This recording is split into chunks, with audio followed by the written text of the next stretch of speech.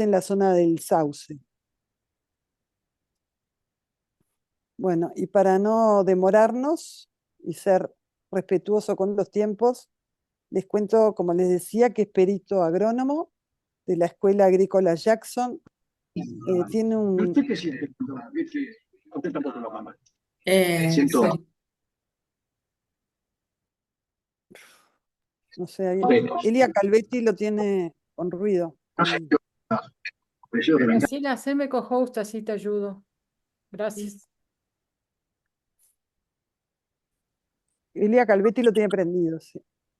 Las vamos a tener en silencio hasta el final de la charla para no demorar, porque hay mucho para hablar. Bueno, como les decía, tiene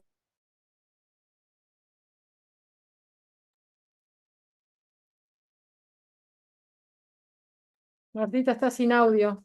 Está sin audio. Desde, como les decía.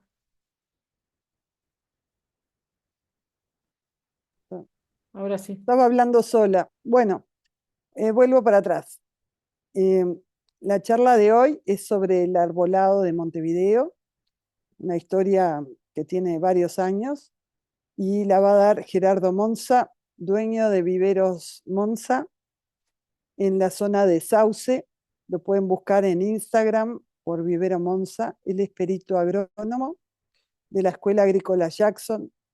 Tiene una beca de estudios en técnicas de silvicultura y viveros forestales y ornamentales, Secti Roma, Cesaflor, Pistoia, Italia. Especialización en jardinería en la Escuela Municipal de Jardinería. Coordinador docente de la Escuela de Jardinería, profesor Julio E. Muñoz. Integrante de la Oficina de Patrimonio del Prado. Asesor en especies vegetales. Desde 1982 que tiene su vivero. Está casado con María Isabel González, tiene un hijo y es integrante del grupo asesor internacional Fruzioni Monza Sogni.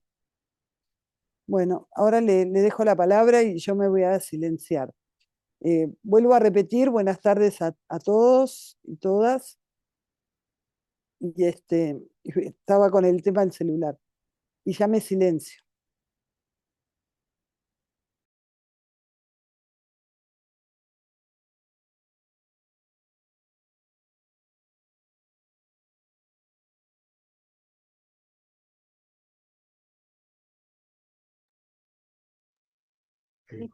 Ahí está, bien.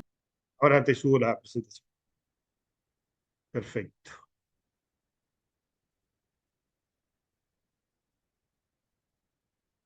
Disculpen. Bueno,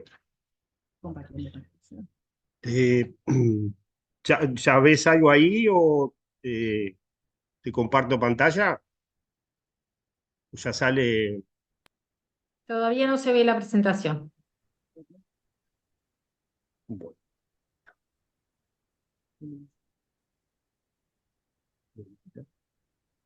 bien. ¿Dónde está?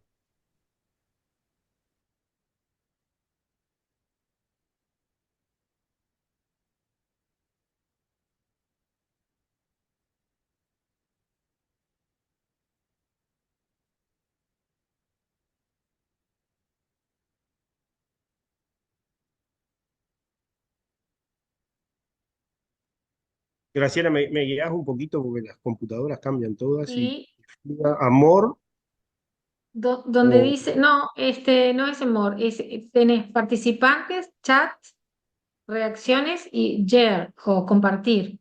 Están con ayer, correcto, una. correcto. Ahí está, Ah, ahora ahí. sí.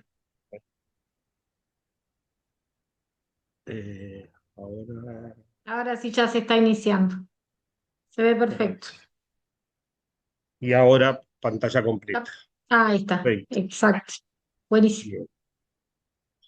Bueno, buenas tardes y muchas gracias al Garden Club del Uruguay por la invitación. Vamos a tratar de resumir, como le decía a Marta y a Graciela, la historia del verde de la ciudad de Montevideo, que es un poco el motivo de que nos congrega hoy, ¿no? Estamos acá porque hay algo que viene de hace muchísimos años y vivimos y crecimos, por suerte, en una ciudad que es una de las capitales mundiales más arboladas del mundo. Acá tienen una foto que todos deben de conocer con una expresión de un parque público, que es el Parque Prado, pero no solo queremos expresar eso, sino el conjunto paisajístico que es la ciudad, el parque y la bahía de Montevideo que conforman un espacio singular. El 26 de julio de 1832, Beagle echaba anclas en Montevideo. En la banda oriental la actividad de Darwin existe. Esos años nos visita Charles Darwin, naturalista que vino a hacer su investigación y su expedición a conocer nuestra flora y fauna. Visita Maldonado, donde queda admirado ante la magnificencia de los campos cubiertos por la margarita colorada, glandularia peruviana, que la podemos ver y es común entre nosotros. Y aunque hace resaltar el atraso cultural y la relativa pobreza de los pobladores de esa parte del país, destaca también su gran hospitalidad y destreza, sobre todo en relación al manejo del lazo y de las boleas. La visita a las zonas serranas de Pan de Azúcar, Sierra de las Ánimas, cubiertas en gran parte de matorral serrano y árboles bajos, le sugiere las siguientes observaciones. Y ponemos atención en esto. En la banda oriental existen pocos árboles. Podría decirse que no hay ninguno, lo cual allí es un hecho muy notable. Se encuentran matorrales achaparrados en una parte de las colinas pedregosas y junto a las orillas de los cursos de agua más considerables. Sobre todo al norte de las minas, que es el departamento de La Valleja, se halla un gran número de sauces. Es sabido que cerca del arroyo de los Tapes había un palmar. Aparte de estos árboles y los pocos que se plantaron los españoles, falta por completo el bosque. Esta pobreza en árboles hace que Darwin especule acerca de las posibles causas que han dado lugar a semejante situación, recordando que Australia, sin ser muy húmeda, posee árboles gigantescos, y la Tierra del Fuego, bastante fría, está cubierta de bosques. Hemos mostrado alguna vez, por nuestra parte, que la escasa efectividad de las precipitaciones, los vientos, las sequías y el hecho de que el clima del país haya sido hace algunos milenios más árido podría explicar en parte tales características. O sea que lo que encontró Darwin fue un paisaje, como decía Cayetano Di Leoni en los libros de geografía, paisaje suavemente ondulado, sin vegetación casi, o vegetación de pradera o monte achaparrado. El 22 de agosto de 1838 llega en plena Guerra Grande, en la rada de Montevideo, la barca francesa Luis Marie. En ella venía Pedro Antonio Margat, de origen francés, natural de Versalles, donde había nacido en 1806. Hijo de Pedro Antonio Margat y de María Rosñú, poco antes de embarcarse con destino a América del Sur, cuando navegaba en el Canal de la Mancha en el barco de 3 palos, el Sol naufragó en la noche y tuvo que volver a Francia. La primera empresa de horticultura que llega a Uruguay fue de Pedro Margat. Él se vino con esa empresa de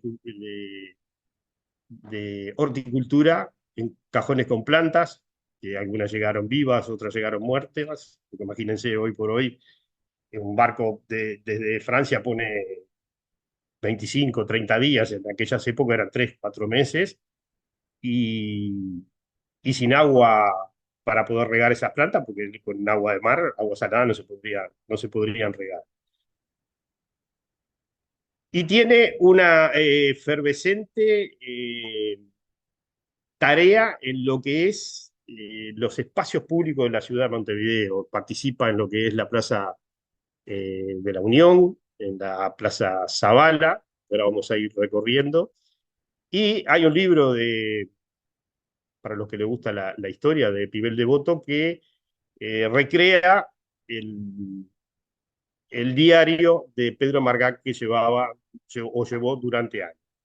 Hacemos referencia acá, un 26 de agosto, un día como el de hoy, desde temprano cae una lluvia fina que continúa hasta la tarde. Me siento indispuesto por un esfuerzo que hice, por lo que me quedo parte del día en cama.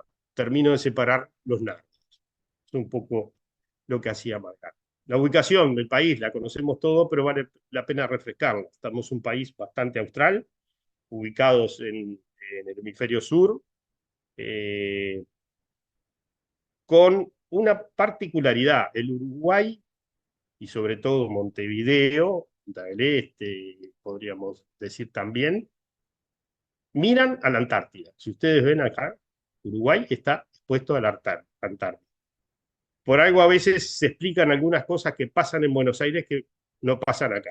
Inclusive de las tres capitales sudamericanas, la más austral es Montevideo, en referencia a Santiago de Chile y Buenos Aires. El plano de Montevideo de 1742. Eh, Miren lo que era la ciudad. Acá estaba el Fuerte San José, hoy Plaza Zavala, la Casa de Artigas, la Ciudadela, y a eso se remitía la ciudad en Damero, la plaza por acá, el Cabildo, bueno, y la iglesia matriz. Superficie 530 kilómetros cuadrados, perdón. Superficie urbana 200 kilómetros cuadrados, población 1.318.755 habitantes, y en el área metropolitana casi 2 millones. Una pintura de la época del siglo XVIII, y ahí ven el paisaje. Aún no estaba la fortaleza del cerro, que es mucho posterior, y la ciudad, por decirlo así, la ciudad vieja. Ven que la vegetación es casi que muy escasa, ¿no? Ya este plano corresponde al plano de Montevideo del topógrafo José María Reyes, del año 1829, donde aparece la Plaza Cagancha o Plaza Libertad, conocida por todos, hasta el ejido que se va extendiendo en la ciudad. El Montevideo actual, las avenidas estructuradoras y cómo se expandió en esos años. Relevantemente el Uruguay Perdón.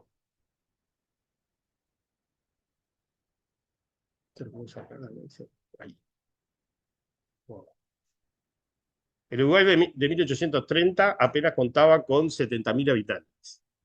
El de 1875 poseía ya 450.000, y el de 1900 1 millón.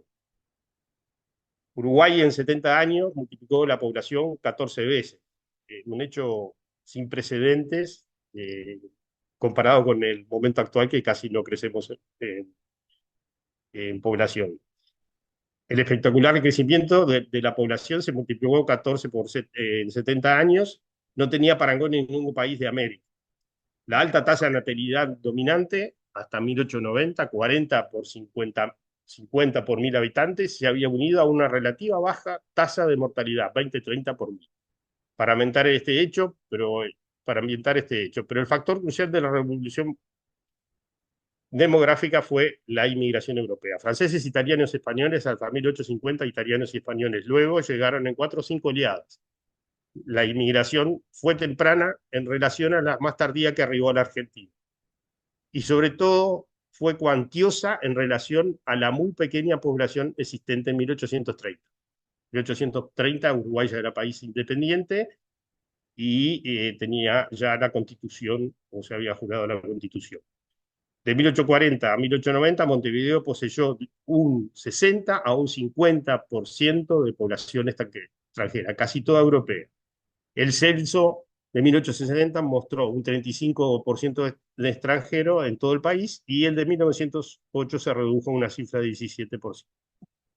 Muchos en esas oleadas deben haber llegado nuestros abuelos, bisabuelos y ancestros, que no solo trajeron, que trajeron una cultura, y sobre todo no solo la cultura culinaria, sino la cultura de las plantas y demás. Como dijimos antes, por esos años y a mitad del siglo XIX, Pedro Margat, Tomás Tomkinson, José Bullenthal, Antonio Lucís, entre otros, empresarios que llegaron al Río de la Plata, afincándose a las afueras de Montevideo o afuera de la ciudad, trayendo consigo especies exóticas y paisajistas franceses para el diseño de los jardines y su villa. Hacia 1865, la Junta Económica Administrativa, lo que es hoy Intendencia Montevideo, hace referencia a la plantación de 420 árboles eh, en la avenida 18 de Julio. El segundo proyecto de José Arachavaleta, en 1889, menciona la plantación de plantas indígenas en las calles de Montevideo, que tanto hablamos hoy por hoy y ya hace años lo habían pensado nuestros ancestros.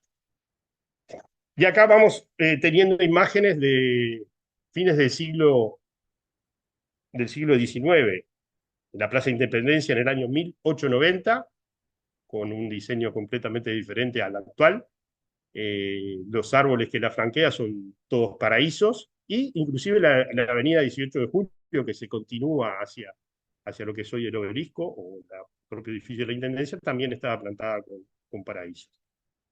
Ya la plaza en 1906, entre 1906 y 1916, con el diseño actual, con las palmeras Fénix y los canteros, los 4 canteros simétricos en su entorno. Acá tienen una más actual, 1918, actual digo para el siglo XX. La Fuente Cordier en el medio, que hoy por hoy se encuentra detrás del Hotel del Prado, en el Parque Prado de Montevideo. La plaza, hoy en la actualidad. Esta foto es de este siglo, porque ya no está más la antena de Canal 4. Con el fallecimiento de José Bullenthal en 1870, el Estado compra sus tierras y después de unos años abre al público lo que se llamó Prado Oriental, siendo el primer parque público de la ciudad de Montevideo. Yo siempre digo, la Junta Administrativa en aquel momento compró un parque, no lo construyó, lo compró. Y eso una cosa relevante en lo que marca el diseño de los espacios públicos en toda la ciudad. Bullenthal se había afincado ahí, en el Prado. Ahora vamos a ver fotos y procesos de lo que era la ex Casa Quinta, junto con otros como Estorache en 1855, que es una casa quinta que funciona el semillero municipal, con un importante diseño en lo que son sus jardines, pero de gran superficie. En 1889 se crea la Dirección de Paseos, dependiente del gobierno de la ciudad, que en aquel entonces denominaba como Junta Económica Administrativa de Montevideo. Al no contar con técnicos especializados, en el país se recurre obviamente a Francia. Es así que se decide contratar a Eduard André como paisajista, el cual presenta el plano general de la ciudad, el plano del Parque del Miguelete, hoy Prado, con su área de extensión, la proyección del Parque Central, hoy Parque Valle, que incluye jardín zoológico, jardín botánico y Museo Histórico Nacional. El plan André prevé 12 hectáreas para plaza y 223 hectáreas para parques. Andrés, después en la crisis del 900 se va, este plan no se lleva a cabo, y ese que retoma TAIS para después hacerlo efectivo. Bueno, acá tenemos una cuadrilla municipal, por decirlo de alguna forma, trasplantando una buteada. Recuerden que no había combustible, todas estas maquinarias eran artesanales, lo que se usaba, por supuesto, también en Francia, de funcionamiento mecánico, y hacían con cuadrillas supernumerarias poder cumplir con los proyectos y plantaciones que la comuna tenía que hacer, que tenía que plantar. Son fotos de mayo de 1938. Esto es un plátano para plantar en la avenida 18 de Julio. Ahí ven la carreta con el plátano acá abajo. Eso después, con estas levas que eran cuerdas, se posicionaba en el pozo. Esto era un terrón protegido que se usó mucho en el cultivo de viveros en todo el mundo por tablas de encofrado, y se colocaba en el pozo como quedaron acá. Esto es la Plaza Cagancha, con los plátanos plantados. Miren el tamaño de las plantas, y el trabajo casi que de artesano, porque esas plantas eran trabajadas, o el terrón trabajado a mano. Bueno, esta foto también, ya más en el tiempo, esto después del año 46, ¿por qué digo es después del año 46? Porque ya por allá atrás se ve un nudo de onda de los modernos, y la mano ya está cambiada. Recuerden que Argentina o Buenos Aires cambió el sentido inglés en 1945 y nosotros en 1946. Ahí otra vez esa foto. Acá la cuadrilla saliendo del depósito con un plátano también para plantarlos en la vía pública. Acá tenemos 18 de julio ya con plátanos podados, y vemos también, esto es posterior al año 46, acá vemos esta foto, donde muchas de estas fotos, hoy por hoy, las pueden encontrar acá, donde dice Bazar Mitre. Ahí funciona el CDF, que es el Centro de Fotografía de la Intendencia de Montevideo. Y esta una más actual, digo, con plátanos que fueron extraídos en la época de la dictadura y se volvieron a replantar. Esta foto debe ser de la década del 90 del siglo pasado. En 1902, ante esa efervescencia de parques y plazas, se crea el Jardín Botánico. El ingeniero horticultor Carlos Racine, el mismo que proyectó la Rosaleda del Prado, trabaja con otros técnicos, José Arechavaleta y demás, en la creación de un jardín botánico para la investigación y la divulgación de las plantas en general. En 1912, la creación de la Rosaleda del Prado, proyecto de Carlos Racine y Eugenio Barofio. Esa foto es espectacular, y acá pueden ver la avenida Bullenthal con sus eucaliptus y el diseño y estructura de ese espacio verde. En 1916, a instancia del director de Paseos Públicos, Luis Guillot, con el apoyo del intendente doctor Francisco Arcinelli, se crea la Escuela Municipal de Jardinería. Hecho relevante porque los paisajistas franceses en algún momento se iban a ir y se debían formar técnicos que aprendieran toda ese bagaje y conocimiento de estas personas que llegaron al Uruguay y dejaron tanto en el diseño y los espacios públicos. En enero de 1919 egresa obteniendo el título de técnico de jardinería Atilio Lombardi, que todos los conocerán por sus publicaciones, gran autodidacta, fue profesor de facultad de agronomía y merece un capítulo aparte de la vida de Atilio. Hay artículos escritos por el ingeniero Carlos Brusa, que fue el que me proporcionó esta foto. Ahí podemos ver eh, a la derecha y acá abajo es Atilio cuando egresa de la Escuela de Jardinería.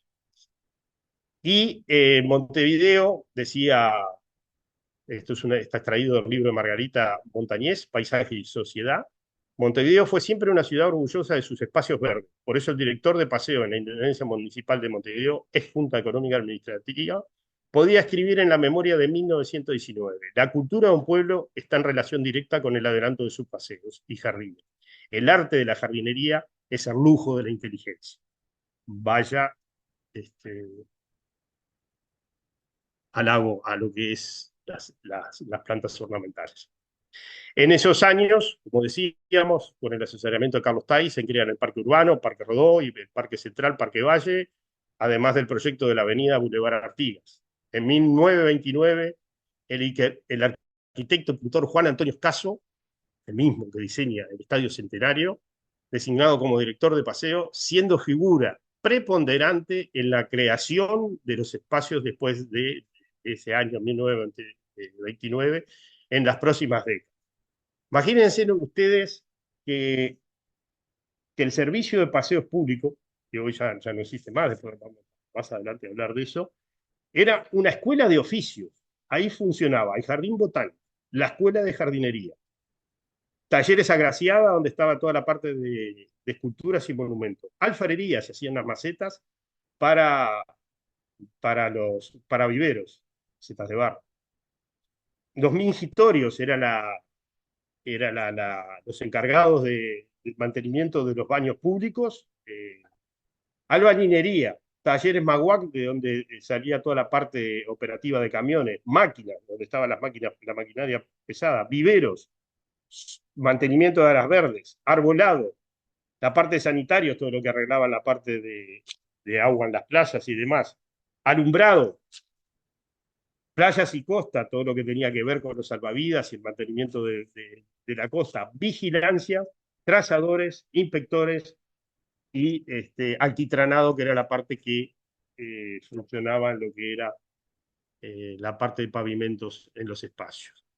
Por supuesto, con subdependencias cada uno de ellos. Acá lo que encontramos es el intercambio de semillas del jardín botánico, ¿no? En 1919, una de las premisas que tienen todos los jardines del mundo es intercambiar material para hacer conocer la flora nuestra con la flora de otros países. Y por ahí que también ingresaron muchas de las plantas que hoy vimos en nuestros espacios públicos y en nuestros jardines. Después voy a hacer alusión a una anécdota que tengo que es muy linda. Linda no, es curiosa. Estos eran unos libros, vean la caligrafía. Ahí está la tapa, Dirección General de Paseos Públicos, Jardín Botánico, cosecha de semillas. Había libro de cosecha de semillas, libro de intercambio de semillas, las que entraban y las que salían de las partes más recónditas del mundo, porque se intercambiaba con África, con Asia, con Estados Unidos, con toda Europa, con Sudamérica, con todo el mundo podemos recorrer estos libros que son una verdadera reliquia y hoy se conservan en el Jardín Botánico. Esto es una foto de la Rosaleda, es una foto de familia del año 1943, solamente para hacer alusión a los eucaliptus. Miren el tamaño de estos eucaliptus, esto es en el año 43, o sea que ya los eucaliptus eran grandes, tenían ya 70, más de 70 años en nuestro país. Era supuestamente lo que plantó Tonkinson o lo que plantó Buchenthal en ese intercambio que tenían de viverista con el establecimiento de la selva, que era el de Tonkinson, con el establecimiento de Buchenthal. Por ejemplo, esta araucaria que está acá no está más. Y estos dos personajes que están acá, el de la izquierda no lo conozco, y el que está a la derecha es mi padre en un paseo, tendría que buscar si era un domingo en bicicleta, con apenas 16 años, que fueron al Rosedal del Prado. O sea que el, el, el espacio público era uno de los lugares utilizados por la gente de la época muy asiduamente, y el Prado fundamentalmente. Este edificio, no sé si lo conocen todos, hoy está un poco más crecido los árboles. Esto era el edificio de la Dirección de Paseos Públicos en el Prado. Ahí se originan los espacios públicos y nacen, por decirlo de alguna forma, los espacios públicos. Tengan en cuenta que el servicio de paseos públicos llegó a ser el segundo servicio más grande de la Intendencia de Montevideo en cantidad de funcionarios, por todo lo que decíamos anteriormente, en cantidad de servicio que prestaba, ¿no? Mantenía todos los espacios públicos, desde el agua hasta el alumbrado, los canteros, la producción de plantas y demás. En el 1980, 1979, 1980, esta oficina se muda al centro, al cuarto piso, donde funcionó durante años hasta la descentralización. Bueno, acá hay un hecho también curioso, digo, la escuela es Atilio Lombardo y esa camada de técnicos es la que empieza a trabajar en los espacios públicos. Lombardo, la parte del jardín botánico y otros más, trabajando en otras áreas de la Intendencia de Montevideo. Y cierra, porque los recursos económicos, una de las características que tenía la escuela de jardinería, que tenía una prueba de admisión, entraban aquellos que pasaban esa prueba, eran jóvenes egresados de la escuela o que estaban cursando secundaria y que al cumplir la mayoría de edad iban a entrar en la plantilla municipal si salvaban los cursos eh, de esa escuela. De ahí podemos decir, digo, que egresan figuras preponderantes, que acá no lo puedo mostrar, yo los conozco porque compartí muchos años con ellos en la escuela de jardinería y en el servicio de áreas verdes, como los ingenieros Ross, el ingeniero Botassi, el profesor Julio Eduardo Muñoz, que hoy la escuela lleva su nombre, eh, el técnico Walter Díaz, que fueron docentes de la escuela de jardinería más adelante. Ahí ven, la Escuela Municipal de Jardinería está pidiendo oxígeno. Claro, a instancia de Atilio Lombardo, reclamaba que ya una generación se estaba por ir y teníamos que seguir informando técnicos para que aprendiera a, a manejar las plantas que había en los espacios públicos. Ahí el diario era Mundo Uruguayo del 4/1 de 1951. Esta foto que está acá arriba es en las piletas. Hoy hay una huerta acá en las piletas del Jardín Botánico. Hoy hay una huerta, era una pileta de acuáticas y ahí están los alumnos trabajando. La de abajo es el invernáculo del Jardín Botánico donde se hacían las prácticas de la escuela. Después Montevideo se empieza a expandir y expandir, perdón, en 1919 está la entrada al balneario de Carrasco, como se llamaban, bien un estilo francés, con doble alineación de eucaliptus. Estos son los portones y esto es lo que hoy es Alberdi, ¿no? Mantiene esa característica de diseño hasta el día de hoy. El Palacio Legislativo de 1925, obra de Victorio Meano y Gaetano Moretti, con sus jardines en el entorno, enclavado en lo que André había denominado la Plaza Flores. En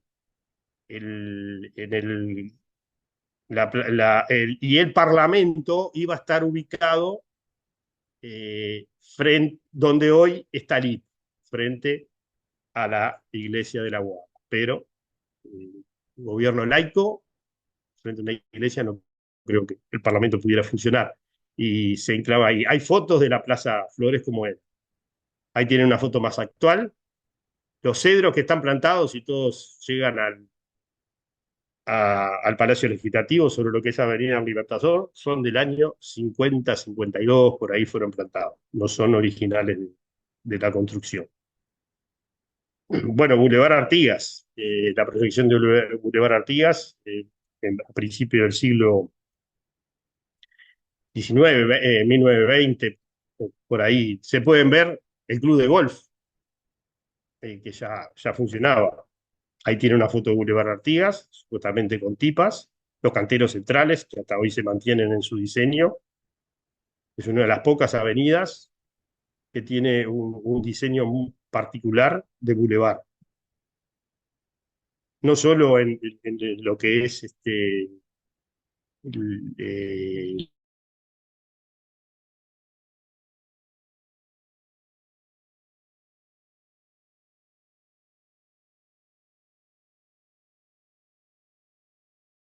1939,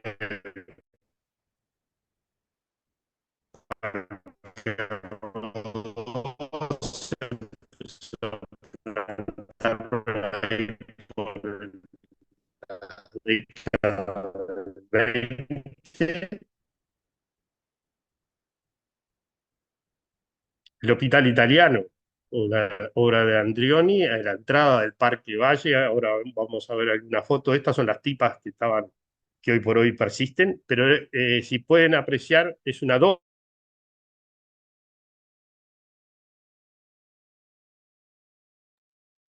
Bueno, disculpa, se ve que tenía. Ah, ahí volviste, Gerardo. Se fue la presentación.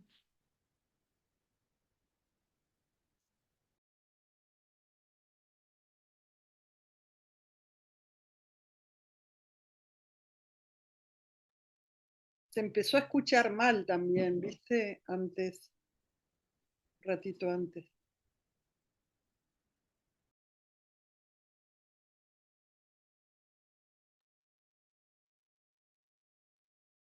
Y quizás estuvo un poquito inestable en la conexión. Ahí volvió la presentación.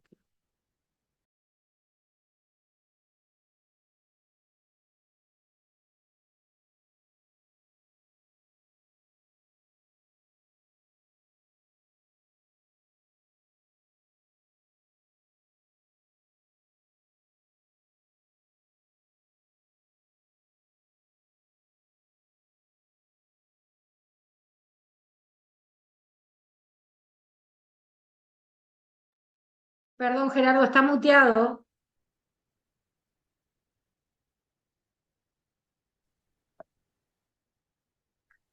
Como le decía, el Hospital Italiano, en las intersecciones de Canning y Boulevard Artigas, con la doble alineación de tipas, hoy persiste una sola alineación del diseño, eh, en lo que era lo que es hoy el Parque Valle, una de las entradas al Parque Valle desde 18 de julio y desde Boulevard Artigas. Supuestamente esta foto debe ser de década del 30, porque la mano ahí está todavía en circulación al revés, por decirlo de alguna forma.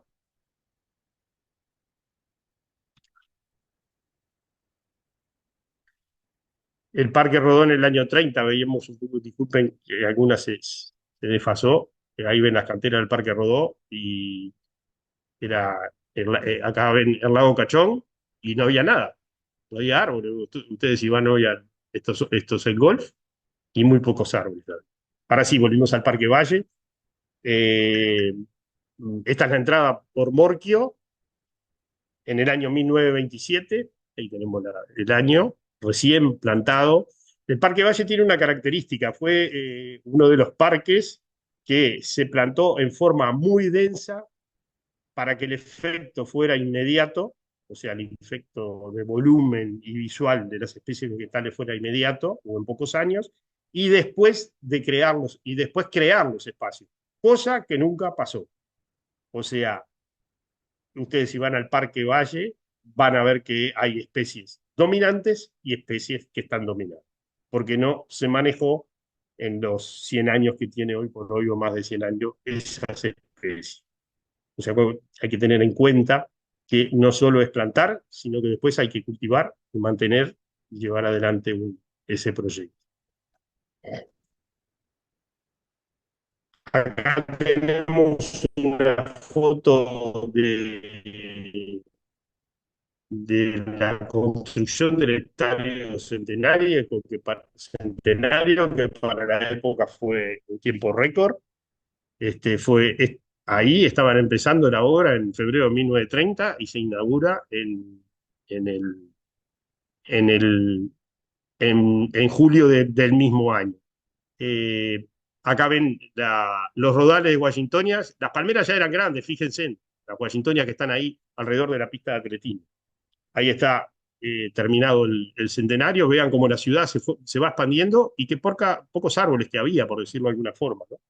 Este, Boulevard Artigas, en la actualidad, año 2017. Acá, digo, yo no es que quiera sensibilizar, pero sí tenemos que tomar conciencia. Hoy hay un insecto que está amenazando a lo que es, en este caso, las palmeras fénix, donde en pocos años, si no trabajamos sincronizadamente todos los actores, este paisaje puede desaparecer.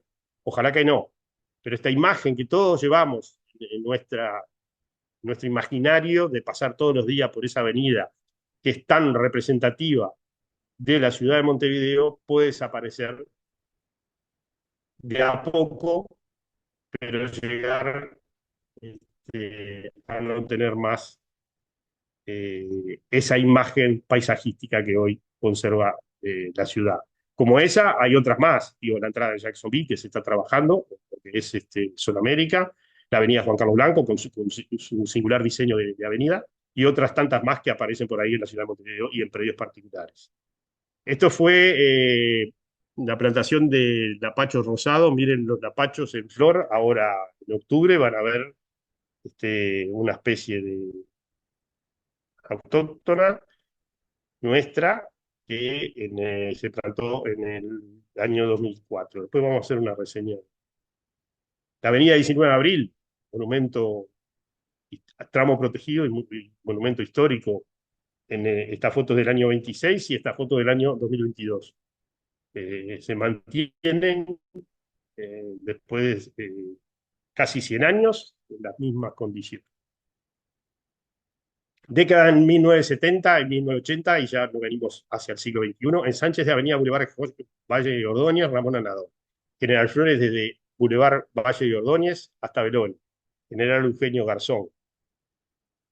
También sufre el ensanche de doble vía. 1980-1981, reapertura del Jardín Botánico. El Jardín Botánico estaba un poco en el ostracismo por aquellas épocas y ante una acometida de las autoridades de la Intendencia se reabre, y a instancia también de Atilio Lombardo, se reabre el Jardín Botánico y de vuelta la Escuela de Jardinería aparece como factor determinante de seguir formando técnicos de las plantillas municipales para que aprendieran ese oficio de jardinero y después en los futuros años seguir trabajando. La Escuela de Jardinería en aquel momento dependía del Instituto de Estudios Municipales. En el año 83, la Escuela de Jardinería, que esto fue también se iba a cerrar, y me acuerdo que todo esto fue a instancia del ingeniero Pablo Rosa, el ingeniero Juan Botassi y el profesor Julio Muñoz, dijeron no, digo, si se abren para todo público, y fue un éxito rotundo hasta nuestros días. Hoy por hoy son tantísimos los técnicos que han egresado de la Escuela Municipal de Jardinería, trabajando por todo el mundo, en la Intendencia de Montevideo también, algunos con empresas privadas que se formaron en jardinería y que hoy por hoy es un orgullo para aquellos que pudimos cursar la escuela como especialización, pudiéramos acceder a tener esa oportunidad que aparece, esa oportunidad que tuve yo aparece entre estos 2 años. Yo entro en las plantillas municipales, ya recibido de perito agrónomo en el año 82. En el año 82, curso, 82-83, curso la escuela de jardinería, y ya en el 83, cursando la escuela, era docente de la. Acá también hay toda una modificación de lo que son las direcciones del Servicio de Paseos Públicos. Siempre la dirección del Servicio de Paseos Públicos fue una dirección de arquitectos, y recuerdo que el arquitecto Alberto Vega, en aquel momento, que fue docente también de la escuela, le dijo a los agrónomos, también fue una generación que nosotros con muchos le llamamos la generación dorada. Muchos estudiantes de agronomía, muchos ingenieros agrónomos entraron a la Intendencia de Montevideo para aprender lo que eran los espacios públicos y las plantas ornamentales.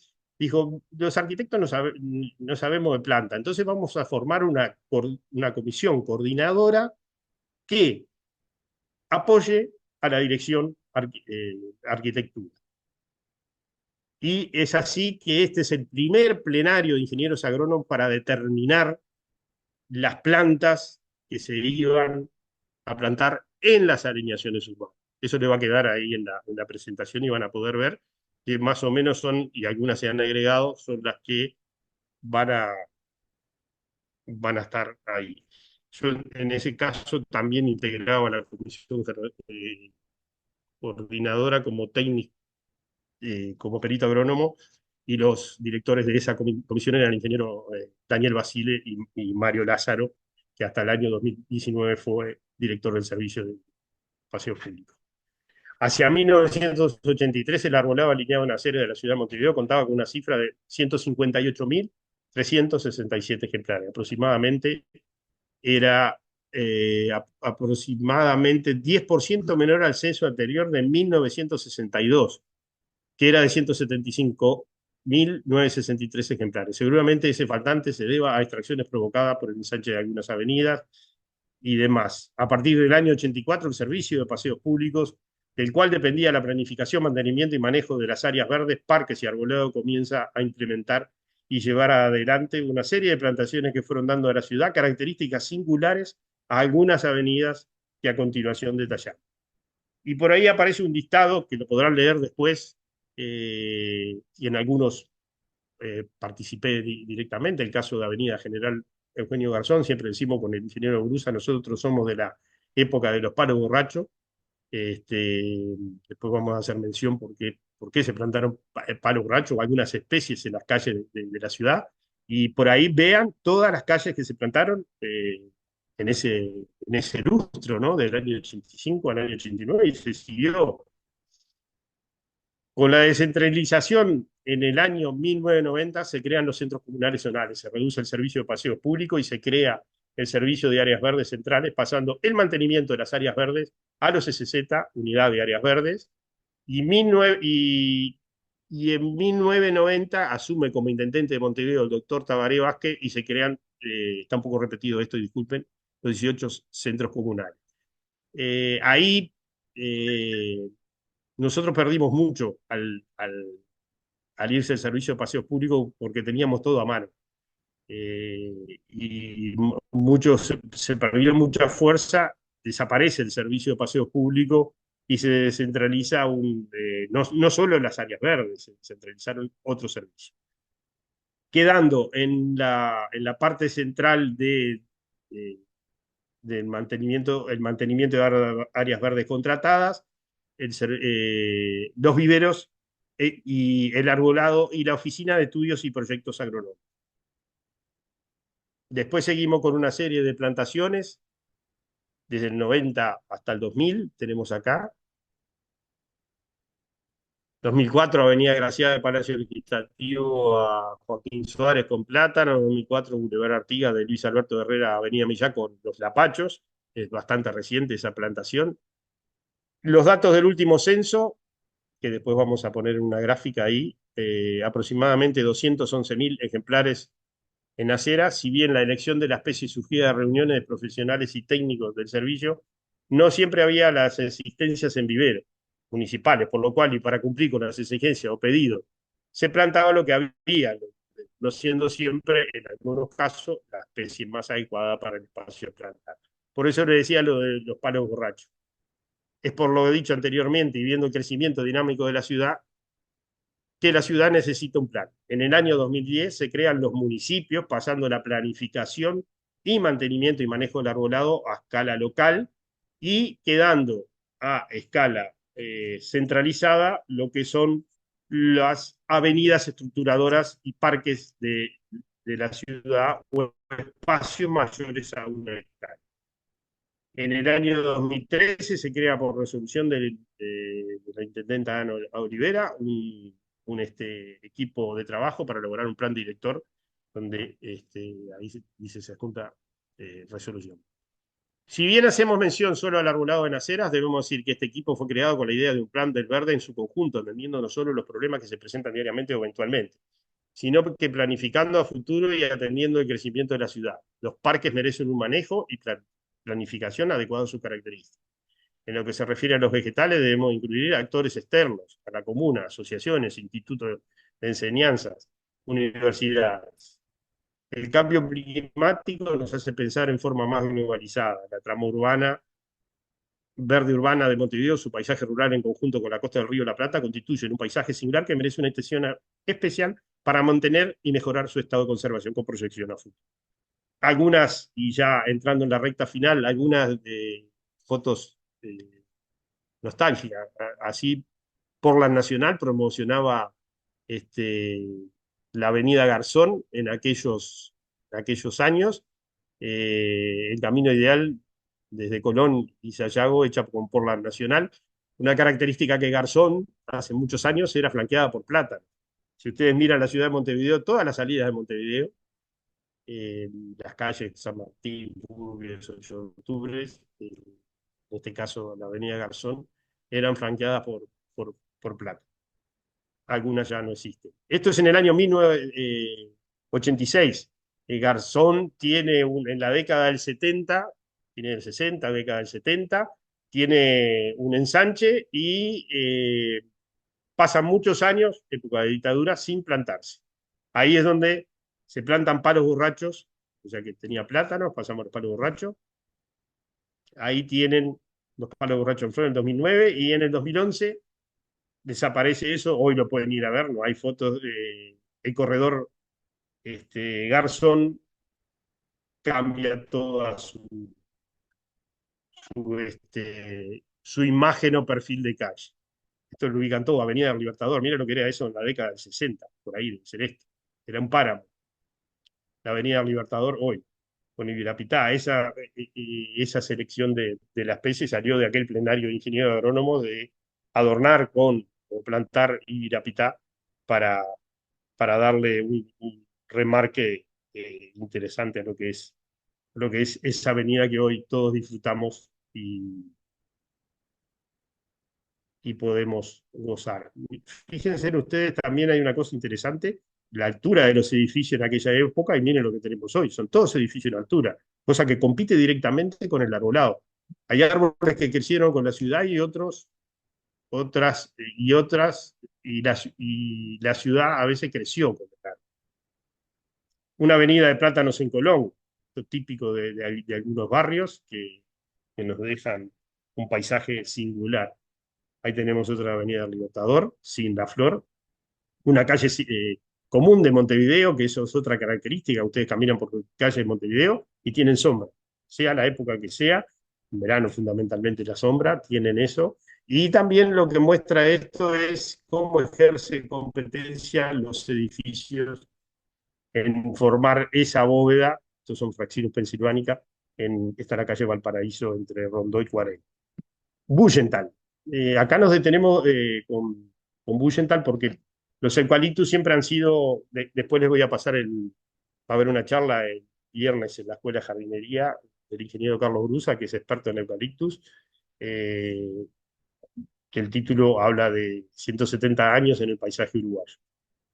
¿Recuerdan ustedes que allá por el año 2012, en el verano de 2012, hubo un hecho de una desgracia tremenda en el barrio de Carrasco, en la avenida Dorocena, donde se precipita un eucaliptus y mata literalmente a una persona que iba en un auto? Ante eso, la comuna enciende las alarmas, empieza a monitorear todos los que eran eucaliptus, que se hace escaneo de raíces, se trabaja intensamente, y ante ese miedo o o no sé cómo decirlo, un técnico de la Intendencia eh, muy atinado en ese momento, pero se había podido tomar de otra manera, no hacerlo tan drásticamente. Así quedó Bullenthal en mayo del 2012. De un día para otro desaparecieron los pocos eucaliptus que quedaban. Lo que él decía, acá cada año o 2 veces al año se reúnen miles de personas en la rural del Prado. Si llega a caer un eucalipto más, ¿quién es el responsable? Es un problema para la Intendencia. No hay que, por mal que por bien no venga, la administración municipal, ante la presión del colectivo de vecinos y demás, porque ¿qué pasó con los eucaliptos? Que esto, que lo otro, crea una comisión, participo también, con gente de Facultad de Agronomía, la Comisión Especial Permanente del Prado, en recomponer esa imagen urbana. Acá ganamos mucho, ganamos esta área que estaba pavimentada totalmente, suelo permeable. Recuerden que las ciudades, las plantas no reciben agua, y la poca que reciben es muy poca, porque la ciudad está completamente impermeabilizada. Miren lo que era esto, caminar por ahí. Nadie se animaba a visitar el Prado con esa imagen. Es así que de esa, de esa comisión que trabajó se elige sí eucaliptus, otras especies de comportamiento o deporte más bajo, en este caso es eucaliptus gris, eucaliptus cinerea, eh, para, para reconformar esa imagen urbana. Se cerca para evitar el vandalismo, esto estuvo alambrado hasta hace 2 o 3 años, estuvo alambrado, eh, y se engravilla todo. Fueron miles y miles de metros donde la Intendencia hizo una inversión tremenda, destinó muchos del presupuesto de la División de Paseos Públicos para hacer esto y cumplir con algo que lo teníamos en el DEN. Esto es la avenida Bullenthal hoy. No es la misma aquella imagen de los principios del siglo XX, pero un tanto se recompuso. Faltan estas dos alineaciones de acá, que bueno, veremos en el futuro cómo se recompone esa imagen urbana, pero parte de lo que habíamos pensado se lleva a cabo. Recorremos un poco Avenida Italia, acá la entrada a Montevideo. Ustedes entren por donde entren a Montevideo, sea vía aérea o vía marítima.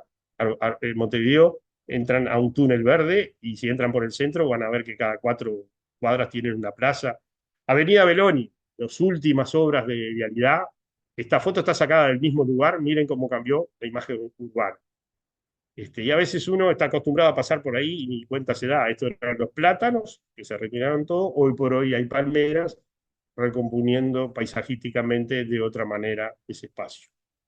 La movilidad siempre afecta a lo que son los árboles. Los ingenieros civiles dicen, nosotros el principal problema que tenemos cuando trazamos las avenidas o tenemos que ensanchar son los árboles.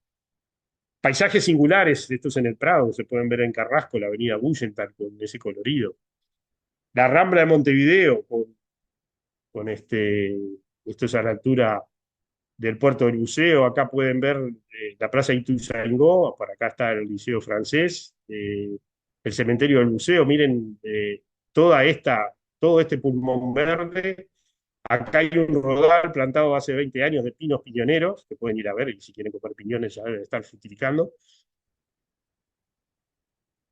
La Rambla en Carrasco, con la alineación, lo mismo que decíamos hoy, con esa alineación de palmeras que es singular a través de la Rambla. Un poco un resumen. Especies plantadas o registro de censo. En 1913 había 41.500 plátanos y 12.264 paraísos. En el 62 había 100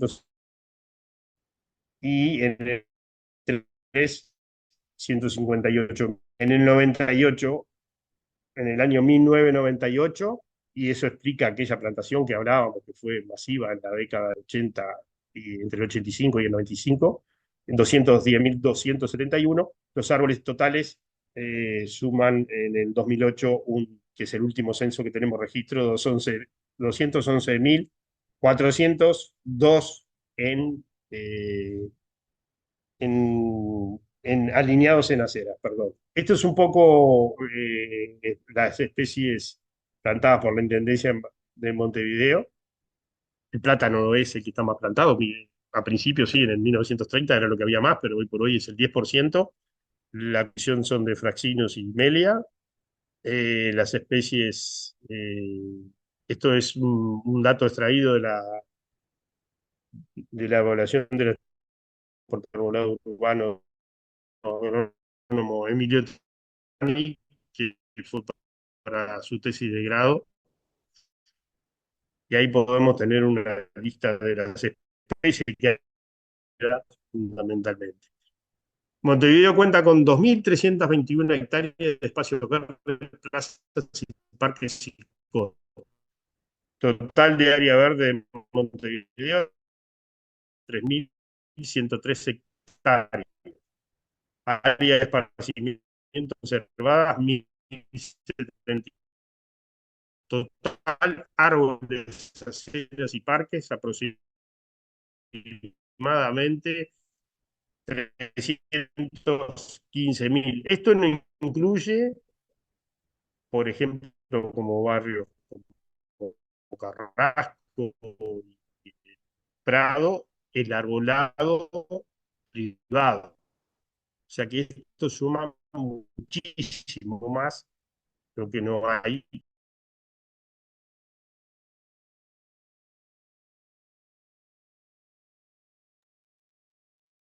Bueno, se nos fue de nuevo Gerardo, se ve que está teniendo problemas con la conexión. Pedimos disculpas de nuevo. A ver si vuelve.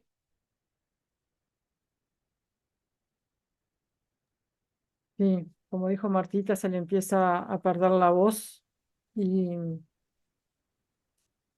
se corta su comunicación.